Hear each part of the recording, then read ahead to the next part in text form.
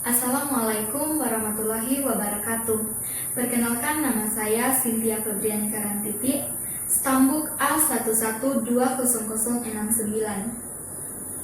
Baik, pada kesempatan ini saya akan menjelaskan faktor yang mempengaruhi proses belajar siswa. Ada dua faktor yang mempengaruhi proses belajar siswa. Yang pertama, faktor eksternal, yang kedua, faktor internal.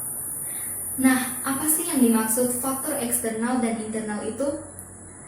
Faktor eksternal adalah faktor yang timbul dari luar diri siswa yang dapat mempengaruhi proses belajar siswa tersebut.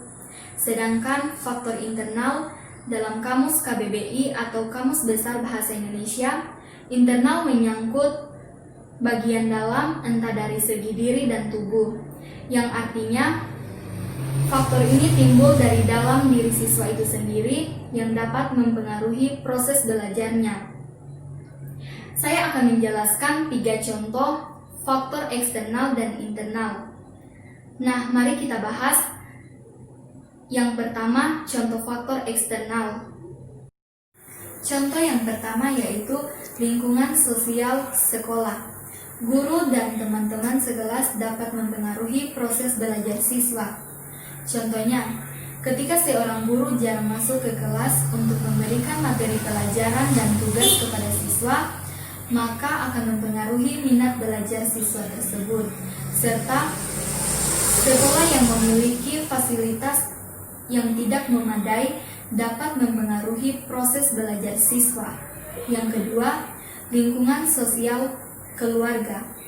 Ketegangan keluarga, pengelolaan keluarga, sifat-sifat orang tua, semuanya dapat mempengaruhi aktivitas belajar siswa. Contohnya, jika seorang anak lahir dan tumbuh besar dari keluarga yang tidak mementingkan pendidikan, yaitu keluarga yang beranggapan bahwa pendidikan itu tidak penting, maka secara otomatis anak tersebut akan memiliki pola pikir atau pandangan yang sama dengan kedua orang tuanya atau keluarganya mengenai pendidikan itu tidaklah penting. Yang ketiga, lingkungan sosial masyarakat. Kondisi lingkungan sosial masyarakat tempat tinggal siswa dapat mempengaruhi proses belajar siswa. Nah, itulah 3 contoh dari faktor eksternal. Selanjutnya, contoh faktor internal. Yang pertama, sikap siswa. Sebagai seorang siswa, kita harus berperilaku baik, ramah, sopan kepada guru. Misalnya, ketika kita bertemu dengan guru, baik itu di dalam sekolah maupun di luar sekolah, kita harus menyapa dengan mengucapkan salam. Itulah contoh sikap siswa yang baik terhadap guru. Yang kedua, minat. Siswa yang memiliki minat belajar tanpa adanya dorongan atau paksaan, ia akan melakukannya dengan senang hati, karena hal ini timbul dari dalam diri siswa itu sendiri, dan ia menyukai akan hal tersebut. Yang ketiga, kecerdasan siswa. Siswa yang cerdas memiliki rasa ingin tahu yang lebih dari siswa-siswa yang lainnya. Sebenarnya ia sudah mengetahui hal tersebut, namun ia akan berusaha terus-menerus mencari dari sumber lainnya karena ia tidak akan terpaku pada satu jawaban saja. Itulah 3 contoh dari faktor internal.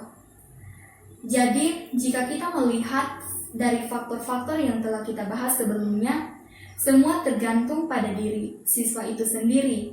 Jika ia niat dalam belajar, maka ia akan mencari berbagai cara untuk belajar.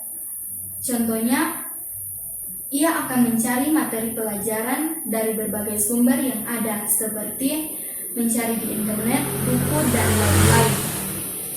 Nah, itulah ilmu yang dapat saya bagikan. Semoga bermanfaat bagi teman-teman dan orang-orang di sekitar teman-teman. Kurang dan lebihnya mohon dimaafkan. Assalamualaikum warahmatullahi wabarakatuh.